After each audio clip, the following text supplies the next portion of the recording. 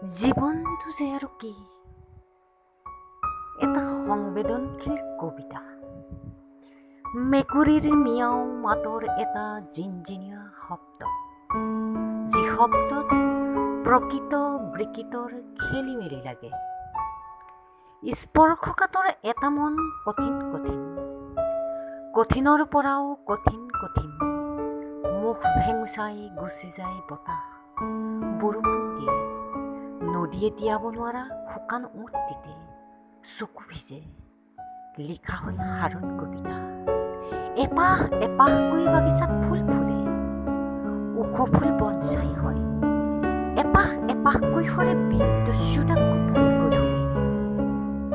মাহ বছৰ সংক্ষেপ কৰিলে জীৱনটো এবেলা জিৰাবলৈও নাতে। কাৰ অপেক্ষাত ৰৈ আছো, কাৰ সতে গৈ আছো, নাই নাজানো কলৈনো আহিছো।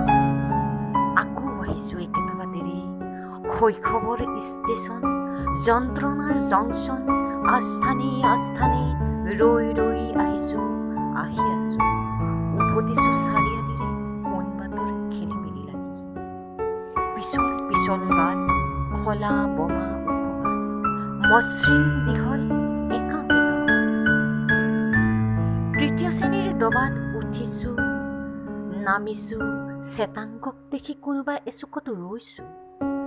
জনতাৰ মাজত হেৰাই হেৰাই গৈ আছো, কোনোবা বোলে কাৰোবাৰ হাতত ধৰিছো। আচাৰ